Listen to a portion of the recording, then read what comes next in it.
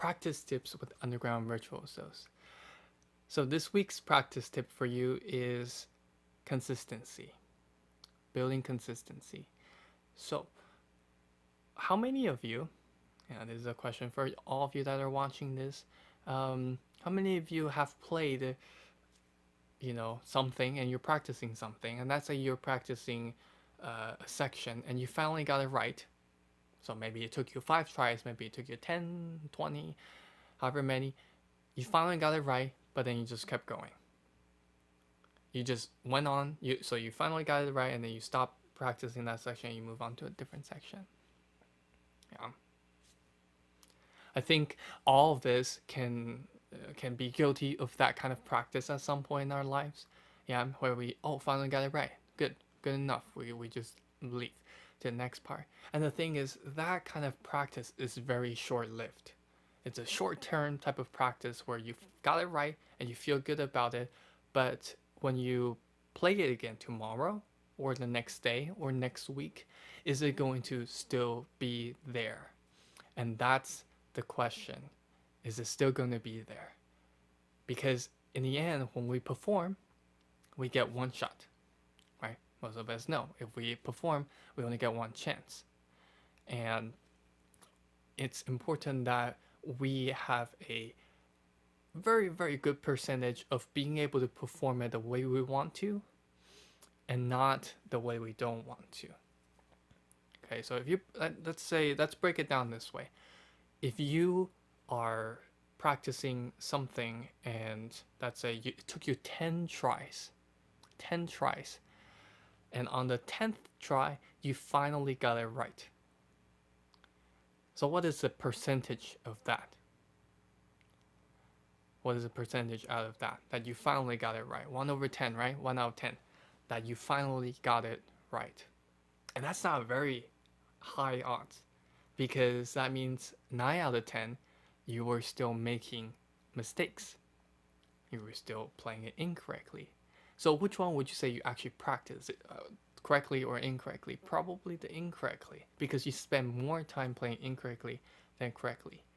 And the problem is, even though you know what the problem is, yeah, it's not like students don't know anything. Even though you know what the problem is, your body hasn't gotten the muscle memory, hasn't gotten the accustomed to it, whether it's in the left hand or in the arm, the bow, and also your hearing hasn't gotten accustomed to it, right?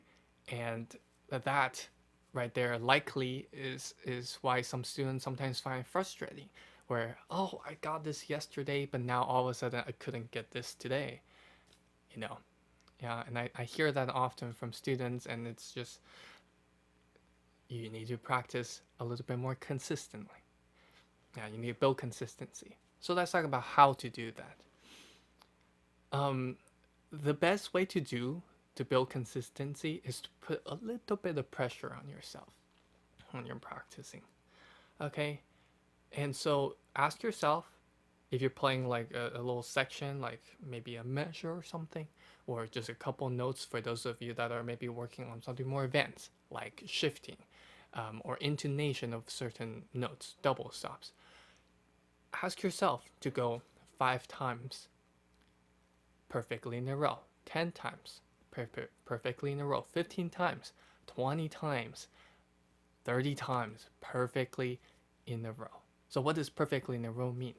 It means that if you make a mistake, you go back to 0. So let's say you're on the 14th try and you have 15 times that you're supposed to play it perfectly in a row. Let's say you're on the 14th try and you made a mistake. You need to start from 0 again. And you need to do the whole 15 again, over again.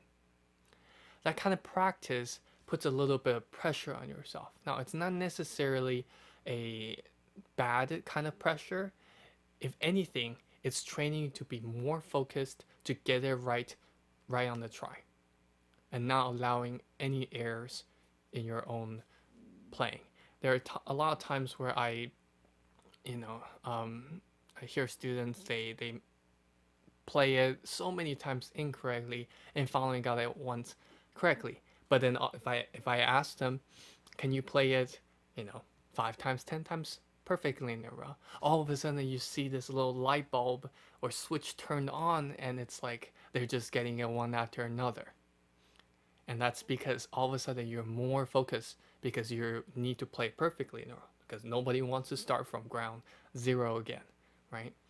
And so that kind of practice, and also please be mindful that, depending on the length of what you're working on, if you're working on like the whole section, uh, more than 8 measures, I would say don't try for like 30, because that would take you a very long time, which I'll get to in a minute.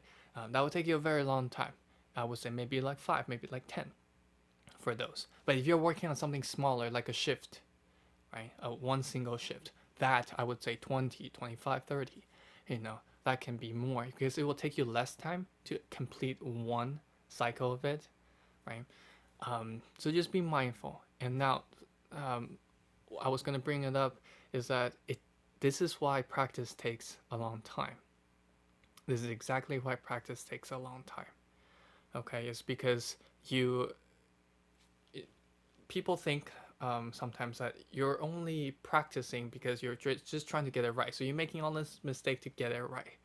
But for pros or much more advanced players, they know it's what happens after you get it right.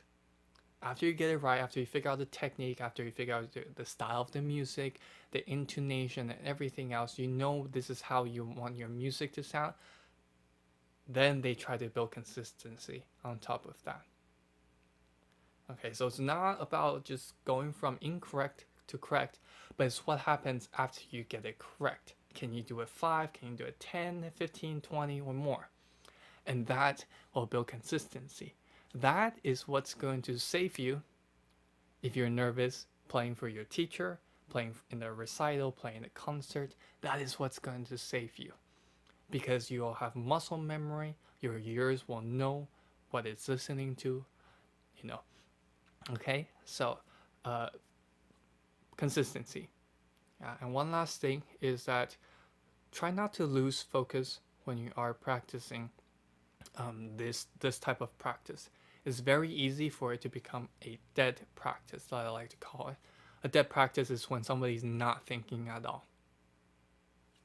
Just this blank in here, and they're just playing. Right? For me, that's dead practice. You're always going to be focused, and you're always going to be thinking, oh, what can you do better? Is this good? Is this the way you want it to? Right?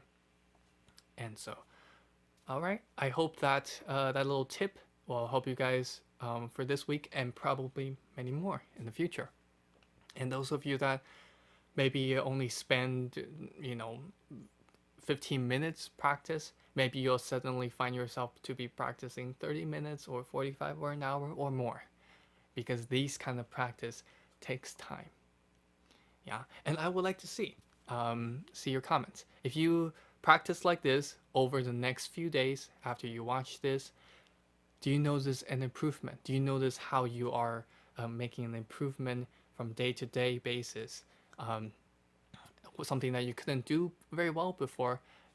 If you practice like this, 4 days later, are you able to do it? Drop it down in the comments. I would love to see how you are doing on that. Okay, so that's it for this week's